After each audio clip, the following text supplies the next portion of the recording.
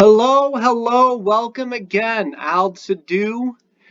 This channel is about Aldsidu, which is the Old Saxon word that means old ways. It's the word that the Old Saxons used to describe their religious faith, known as heathenry.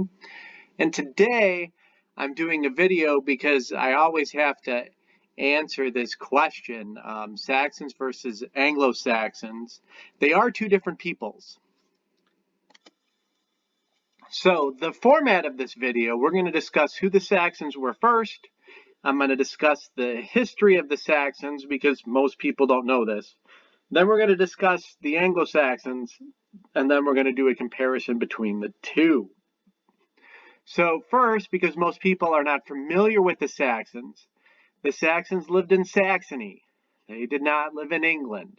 Most Saxons stayed in Saxony and had a very long history. Even the modern nation of Germany today has 3 Bundes with the name Saxon in it. So Saxony is well established as people who lived in northern Germany historically. So who were the Saxons? Well, first, they were a thingdom. They were not a kingdom. So if you know anything about the TV shows going on right now, The Last Kingdom and Vikings, things were a Germanic peoples and the Scandinavians were Germanic peoples. It was their court, so to speak, for lack of a better word. So a thing is like a court. And the Saxons were ruled by a thingdom, not a kingdom. The Saxons spoke Old Saxon. They did not speak Old English. Old Saxon and Old English are two different languages. They're both West Germanic languages. They are on different branches of the West Germanic language, but they are two different languages, and you need training in both to read both, and we'll come back to that. The Saxons are famous for being heathens. The Anglo-Saxons are more famous for being Christians. They were, of course, at one time heathen, practicing Germanic heathenry, but they are more famous for their Christianity, their solidarity against the Vikings, whereas the Saxons in Saxony are more famous for being heathens and for fighting in the Saxon Wars, which was a 33-year war where the Franks invaded Saxony, the Christian Franks, Charlemagne, tried to forcefully bring Saxony into Christianity. This is called the Saxon Wars, and the Saxons basically said no.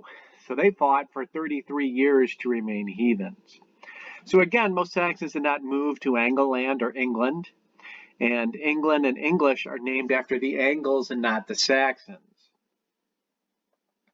So Bede is an English writer, writing in Northumbria, but when he talks about the Old Saxons, as in the Saxons who lived in Saxony, he says very clearly, these Old Saxons have no king, but several lords who are set over the nation. Whenever war is imminent, these cast lots impartially, and the one on whom the lot falls is followed and obeyed for the duration of the war. But as soon as the war ends, the lords revert to equality of status.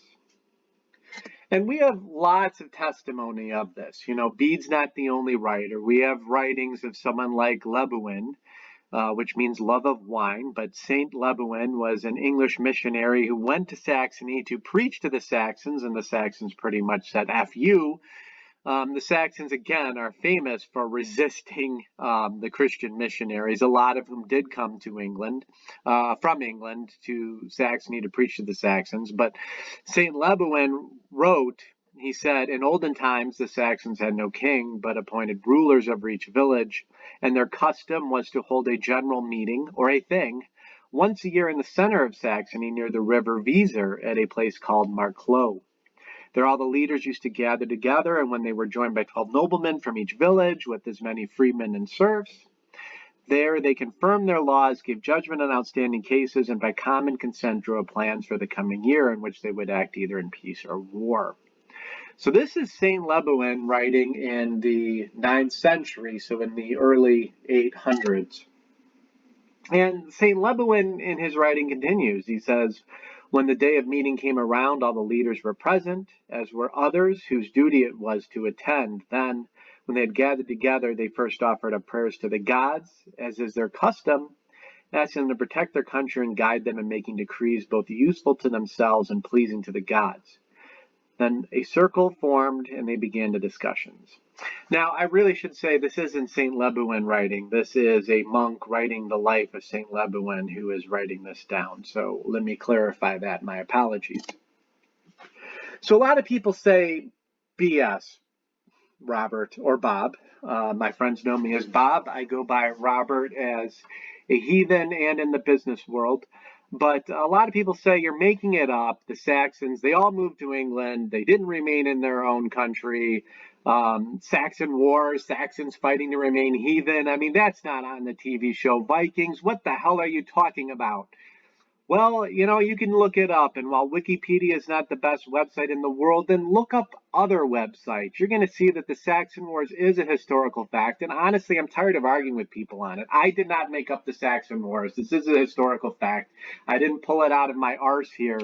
A lot of people, I guess it's because they watch the Vikings and the Last Kingdom so much, like they have a hard time swallowing that Saxons actually came to England from somewhere, and that most Saxons stayed in Saxony, and that Saxony had a history outside of in England. Like, I'm making this up, but I'm not.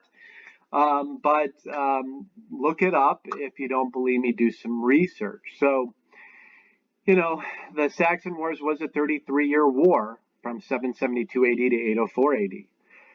And we have other Saxon rebellions, by the way. The Saxons kept rebelling and rebelling and rebelling. So here's another JPEG that you've seen probably on the internet if you've done some homework. Saxony, this map says between 777 AD and 797 AD. Those were the boundaries of Saxony, as you see in the upper right-hand corner. The war was 33 years, from 772 to 804 AD, where the Franks invaded Saxony under Charlemagne, or Karl der Grosse, or if you know German, I like to say Karl der Kleine. And it was a war to force the Saxons into heathenry. And the Royal Frankish Annals records the war. So the Franks, they wrote a history every year. They wrote in their own annals what happened. Here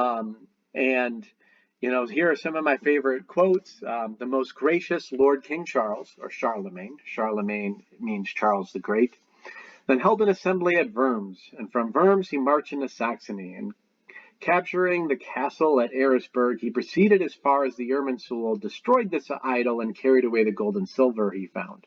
A great drought occurred, so there was no water in the place where the Irminsul stood. The glorious king wished to remain there 2 or 3 days in order to destroy the heathen temple completely, but they had no water. If I were to continue reading this passage, of course, the Christian God creates a miracle and water springs forth from the ground. Because God was on the side of the Christian Franks who had to destroy the heathenry of the Saxons and this terrible idol, the Irminsul. The Annals Pativani state about Charlemagne. He conquered the Eresburg and found the place which is called Irminsul, and he set these places on fire.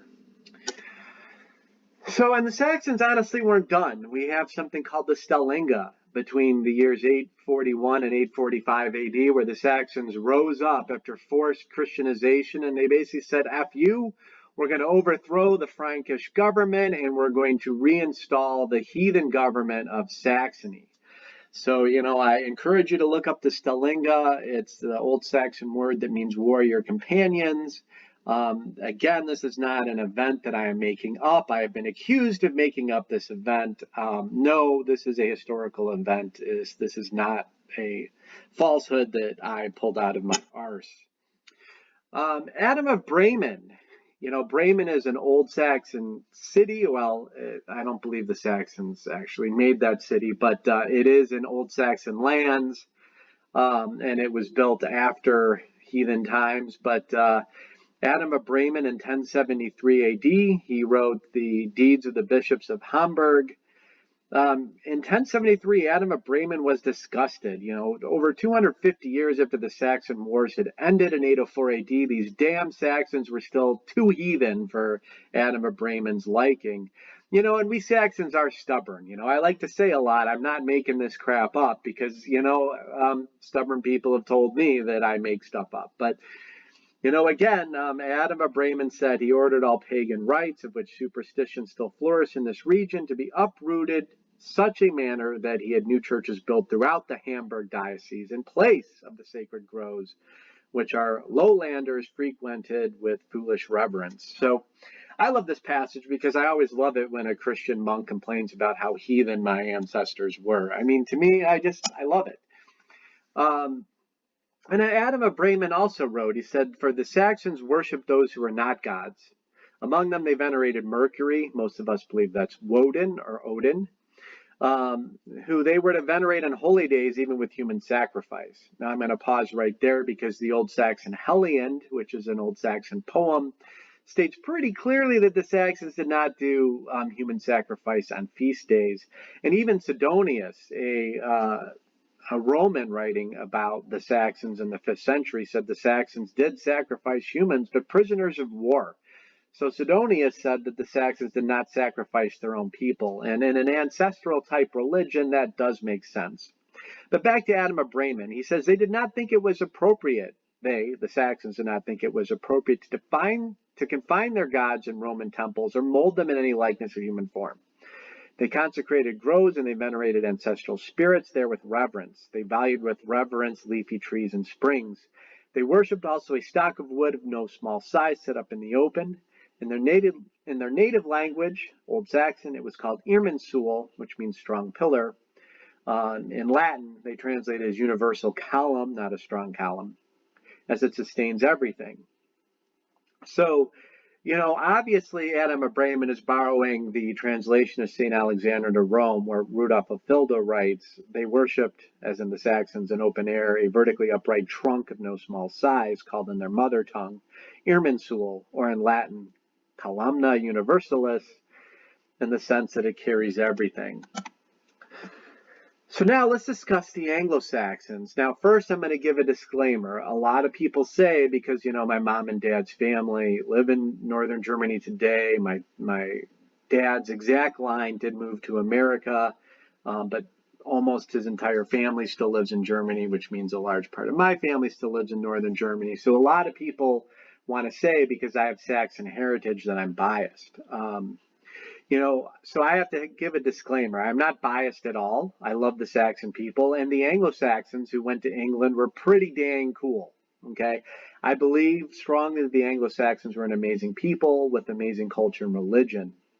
While I do practice Aldsidu, which is the term the Old Saxons used for their faith, I still think Old English heathenry is amazing, and I have tremendous, huge respect for it. And I'm tired of being told by people that I don't respect it, because I do. I do think Saxon heathenry was more like Danish heathenry, and the Danes bordered Saxony. And throughout history, when the Saxons were attacked by Christians, when they were defeated, they fled to the Danes, and they fled to the areas where the Danes were doing their worship in Lera and Tisu. So they clearly shared a very, very, very similar faith. However, the Anglo-Saxons, their heathenry was more similar to Frisian and Frankish heathenry. And, this seems to offend a lot of people, but the evidence for this is really strong. Now, who were the Anglo-Saxons? They were peoples who lived in Britannia. Some of them moved to Britannia, some of them lived in Britannia already. And it later became known as England. And this was a diverse group of Germanic peoples who migrated to Britannia during the Migration Age. They spoke Old English and they used the Anglo-Saxon Futhorc. Okay, and they weren't just Germanic peoples. They did intermingle with the Romano-Britons who lived there, and they formed one people. And over time, these people became known as English people. Now, I think Wikipedia words it very well, so I'm stealing Wikipedia. It says the Anglo-Saxons were a cultural group of people who inhabited England from the 5th century. They comprised people from Germanic tribes who migrated to the island from continental Europe, their descendants, and indigenous British groups who adopted many aspects of Anglo-Saxon culture and language. So basically it's saying that, and I do believe this is archaeological fact, we do not believe anymore that Germanic peoples came and wiped out in some mass act of genocide. Like, they're a homogenous group with leaders that formed one kingdom. I mean, there are many Anglo-Saxon kingdoms in England. with several different kings, and these were not a united group of people.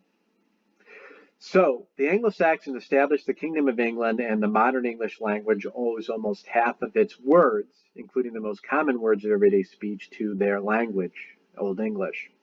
The history of the Anglo-Saxons is the history of a cultural identity. It developed from divergent groups in association with people's adoption of Christianity and was integral to the establishment of various kingdoms.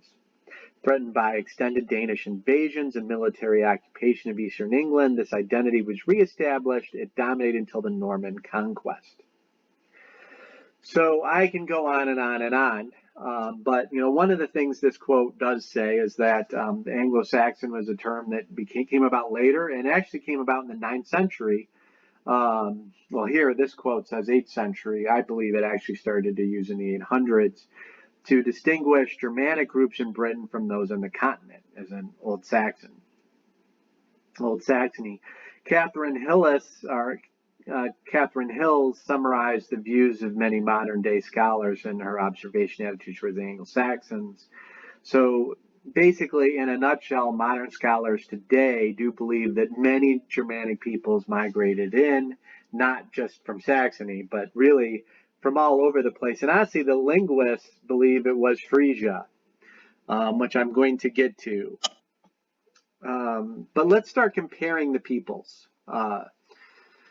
So the Saxons did not have kings, but the Anglo-Saxons absolutely had kings. No ifs, ands, or doubts about this. This is fact. The Saxons in Saxony did not have kings. The Saxons in Saxony were anti-kings. They did not want a dictator to rule them. And trust me, as someone of North German descent, if I were to do a poll on Facebook right now and I were to say, what is the first thing that you think of when you hear the word Germany, almost everyone's going to say Nazis or Hitler or the Holocaust or something. So I say this as a very frustrated person of North German descent, that there were good people in the past in Germany, and dictators were bad.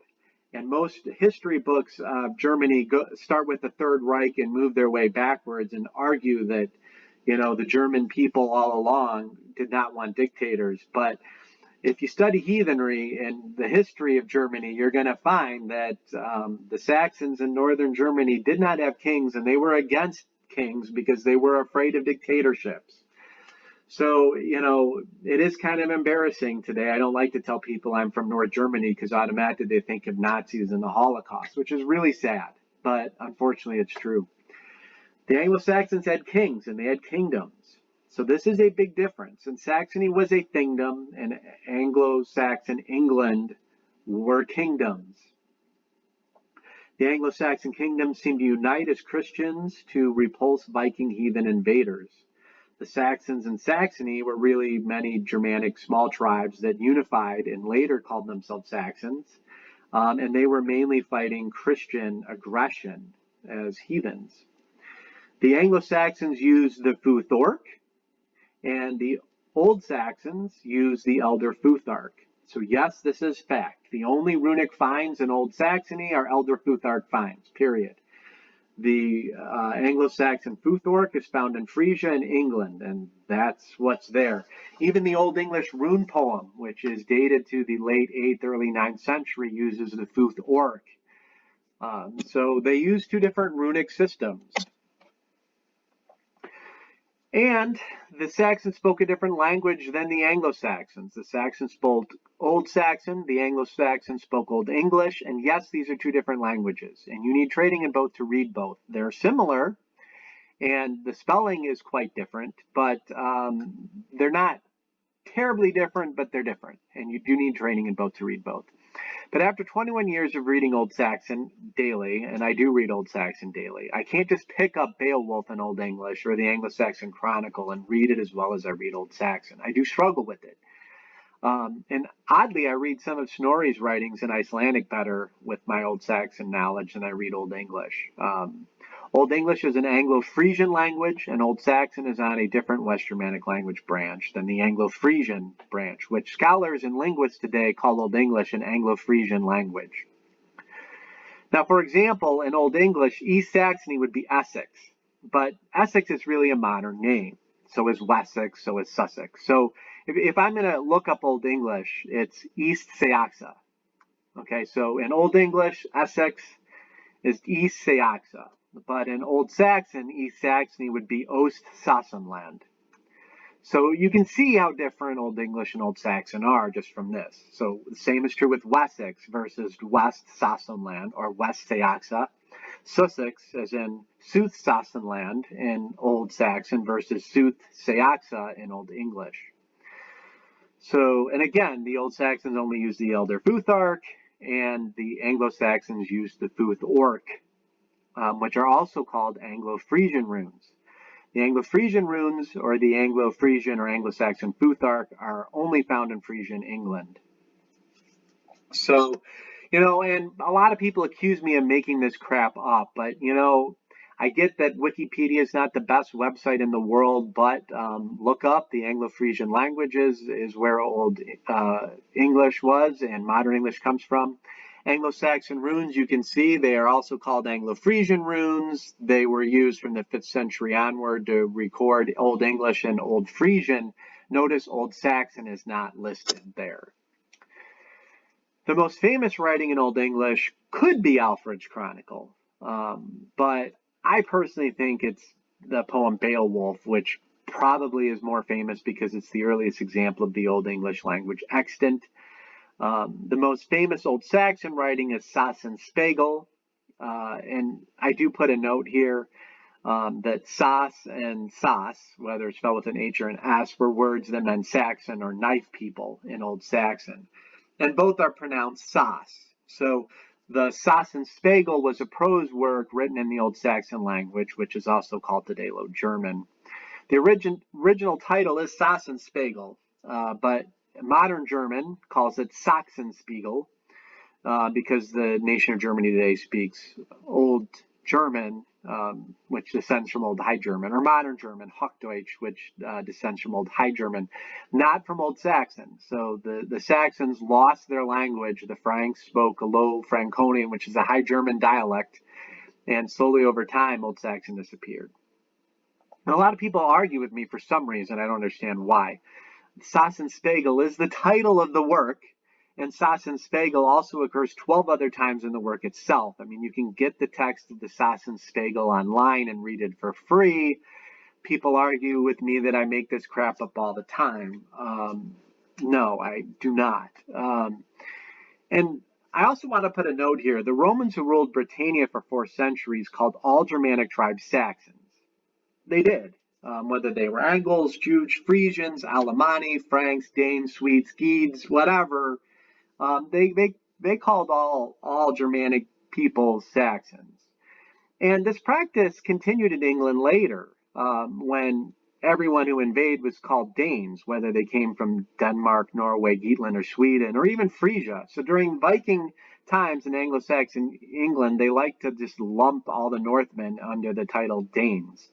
And the earliest testimony of tribes moving to Britannia claims that Angles, Frisians, and Britons were the 3 tribes of England. And here it is. Procopius said in 551 AD, the island of Britain is inhabited by 3 very populous nations, each ruled by a king. And the names of these nations are Angoloi, Frisians, and after the island, the Britons. So I do agree with most of the modern English scholars who no longer believe that the bulk of the settlers were Saxons from Saxony, because the linguistic and the runic and the evidence points to other truths. And this doesn't mean that because the Anglo-Saxons are less Saxon, that they're any less cool than the Saxons. So, the other thing is the Anglo-Saxons never called themselves Saxons. They called themselves English. And England today is named after the Angles, and English people today speak the language of the Angles. But the enemies of the Anglo-Saxons did call the English people Sason. And keep in mind, Old Saxon does not have an X sound, but Old English does. There's not even in any of the runic alphabets an X sound.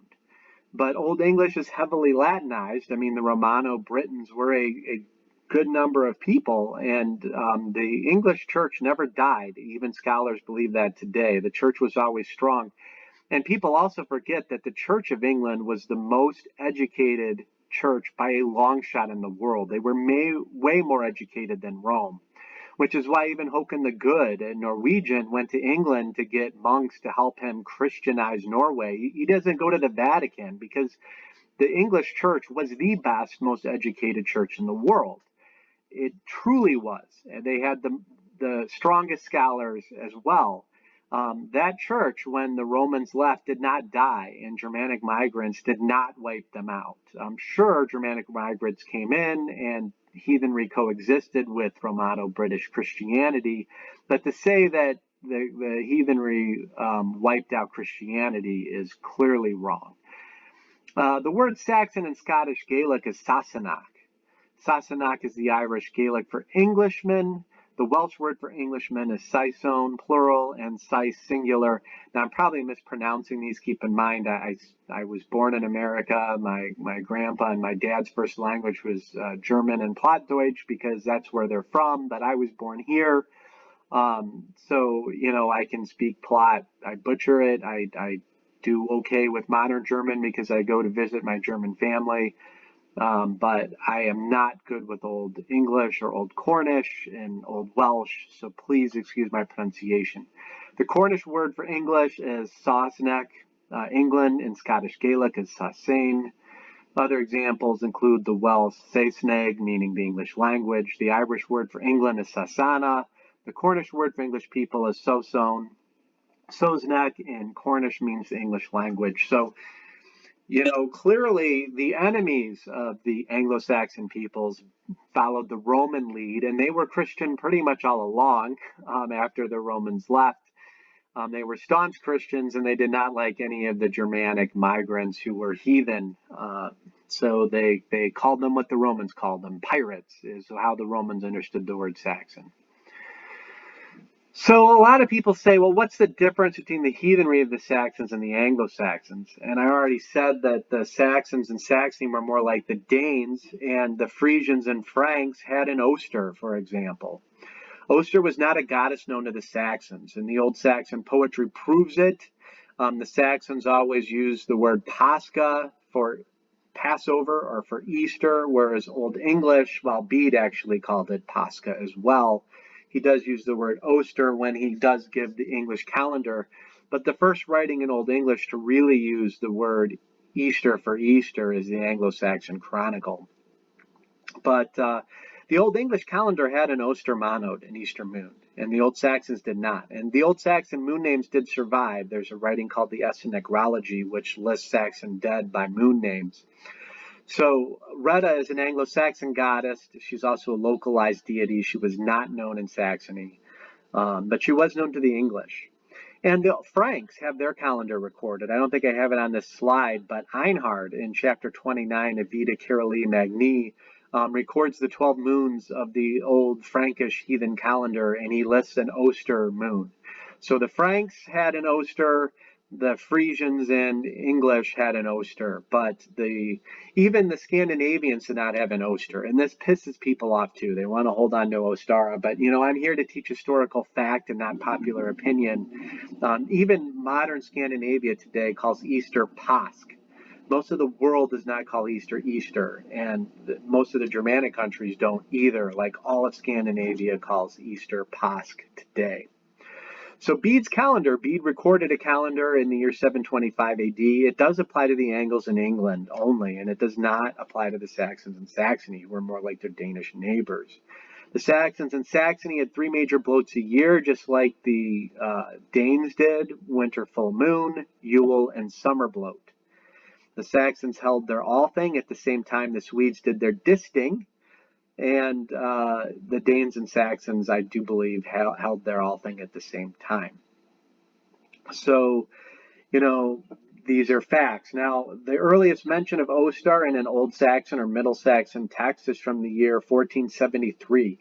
So while Germany does use Ostern today for the word Easter, it was not recorded in northern Germany until 1473. So this is certainly something that came from the Franks. When I tell people that the city Frankfurt is named after the Franks and central Germany was Frankish territory, a lot of people are surprised. But There were many tribes that composed the modern Germanic peoples, and the Saxons really were only from the eastern Netherlands and a portion of northern Germany. So the Old Saxons and the Scandinavians did not venerate Oster. If you hate me for saying it, I don't know what else to say. So the Angles, or the English or English, called themselves English. It's not known what the Saxons originally called themselves. They certainly called themselves Saxon during the Saxon Wars. But odds are this change happened slowly over time, and there's scholarly debate about when the Saxons and Saxony started to refer to themselves as Saxon. I think the best writing on it is a German scholar, Dr. Matthias Springer. He has a book, if you can read German, called Die Sachsen. He discusses, we certainly do believe that the Saxons called themselves Saxon by the time the Franks started the Saxon Wars, but when the Saxons adopted that title, it's up to debate. So Dr. Thomas William Shore, on page 31 of his book called The Origin of the Anglo-Saxon Race, he says, "We've been so long accustomed to call some of the English settlers Saxons that is with some surprise we learn none of them called themselves by this name. As far as England was concerned, this was the name by which they were commonly called by the Britons, and it was not generally used by the people themselves until some centuries later. Nations and tribes, as well as individuals, must always be known by either their native names or the names which other people give them. They may consequently have more than one name." So, and something else that I'm accused of, they think that I invented the name Robert Sass. That's like my pen name, like Samuel Clemens became Mark Twain. I do go by Bob with family and friends. As a CPA, I go by Robert. As a heathen, because Robert is a Germanic name, I embrace the name Robert. But, first of all, Americans pronounce my name Sass. I've tried to tell people that my name is Sass, but I just started to go with Sass, and you just get over it. So as a kid, everyone called me Bob Sass. But my German family, Herr Sass. That was how the name was pronounced. That's how my grandparents pronounced the name. But over time, we just started to say Sass. And Sass is not a good last name to have as an American kid, because I was called Sasshole or Bob Sasshole or Bob's Ass and Sassafras. I remember a postman coming to me. My mom sent me out one day because the mail truck was coming around. She said, "Get the mail from the mailman." The mailman said, "Hey, Gerald's ass." My dad's name is Gerald Sass. So he thought he was funny, saying something that I've never heard before, taking our first name and making an apostrophe in the first letter of our last name and separating the ASS from SAS. Trust me, I was made fun of a lot for this name. It's not a name I would choose for myself. However, I do think my surname is the greatest surname in the world. I do. And one of my favorite websites in the world, if you don't mind me doing a free advertisement, is House of Names. Today my dad's family does live in Westphalia, Germany, and that's where the surname was born. And it just happens that some people in my family have not moved far from where the surname was born, but others, like my grandpa, did move to America. And I'm glad he did, because otherwise he would have been killed in the same house during the Black Day. If you're German from Hanover, you know what I'm talking about. In 1943, in October, the Allies the RAF buried Hanover in bombs, and my great-grandmother was killed. If my grandpa had not moved to America, I do believe he would not have survived the war. So I'm very happy. And as I said before, my grandpa and lots of people in my family are embarrassed by modern German history, because when I say the word Germany, the first thing most people think of is Nazis, which is sad, because the nation has done a lot to try to remove itself from its Nazi past. So to say that the Saxons were a part of Germany means that, unfortunately, we get lumped in with them. And, the old Saxon word for Saxon is Sass, and that is my surname. And I was born with this name, and I bear the last name proudly. Now, I do want to state that there are many scholars today that feel that the Anglo-Saxon invasion of England was an invasion that never happened. Dr. Francis Pryor, I misspelled it there, get rid of the O. Pryor, an English archaeologist, even has a BBC video out called The Invasion That Never Was. Please feel free to look up the YouTube on it. You can find it for free on YouTube, though a lot of the people that put it up get the videos in the wrong order and the wrong titles are with it. So make sure you watch the right episode. I do have a link listed. Many scholars feel that it was a peaceful migration to England by many Germanic peoples. So instead of reading this whole slide, why don't I summarize? The Romans invaded England, and the archaeological evidence for their destruction, the destruction layers of England, proves that that happened. The Vikings invaded England, and we have archaeological evidence of massive destruction. But when you look at the archaeological evidence during the migration period, it implies that people moved in and commingled, and a lot of people in England were adopting the Frisian culture, who they were having trade with over in Frisia. And that it was a peaceful migration, that it was not mass genocide. Now, if you don't mind me being blunt, the theory that the Saxons were a tiny tribe at the base of the Jutland, and they had the military prowess to not only conquer all of England, but they moved into northern Germany and conquered all of northern Germany as a tiny tribe. I mean, that's like saying a tiny tribe at the size of the very bottom of the Jutland Peninsula can conquer a land the size of Texas. And in two different areas, because England is across a sea, so to speak, the North Sea, and to go south, to divide into parts and to have half the tribe conquer England and half the tribe conquer all of Saxony. I mean, I wish I can say that my ancestors had the military prowess of the Romans to conquer so many peoples. But reality is the Germanic peoples who left their families and went over came in pockets of people. And Anglo-Saxon England is many kingdoms. The idea that Saxons only settled in one area and Angles settled other areas is disproven by modern archaeology. So I would suggest the videos and the books by Dr. Francis Pryor and other historians like Susan Orthman, who's an archaeologist. So, you know, here's some good links. If you want to pause it, write these down. Please do, but here, this link right here is to Dr. Pryor's video. I absolutely think it's a must watch. And by the way, you know, a lot of Old English heathens have called me an Anglophobe. They think that I'm afraid of Angles. That's not true. What I try to tell Old English heathens as a continental Saxon heathen is that you have a great history, you truly do. But remember, don't forget your own people, as in Angles, Frisians, Jutes, others who moved. And there is evidence that people from Sweden and Denmark may have went as part of the migration that formed Germanic peoples in England. So don't forget that, you know, you have an amazing history, and there are other migrating peoples outside of Saxons who migrated to England. So again, I'm not saying people from North Germany are better. As a matter of fact, I'm embarrassed that Germany is associated with Saxony because of the Holocaust and the Nazis. When I say my family lives in Germany, everyone first thinks of that. And I have a lot of people that tell me that. That sucks. Your family's from Germany, man. How do you guys deal with Hitler? You know how many times I've heard that in my life? So I'm glad that my line moved to America. I'm glad that my grandpa had nothing to do with the Holocaust, and I'm embarrassed that some of members of my older family did. It bugs me. So, you know, it is sad.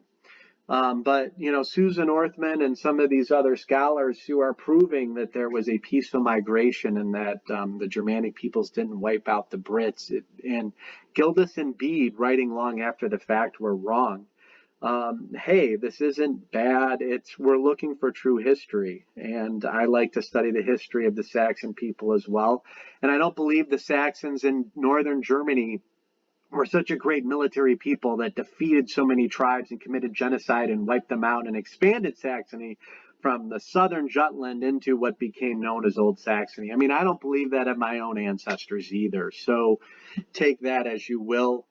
And lastly, because I always talk too long, please visit our website, www.aldsidu.com. Visit us on the Facebook group Saxon Heathenry. And do not forget to like and subscribe. Thank you.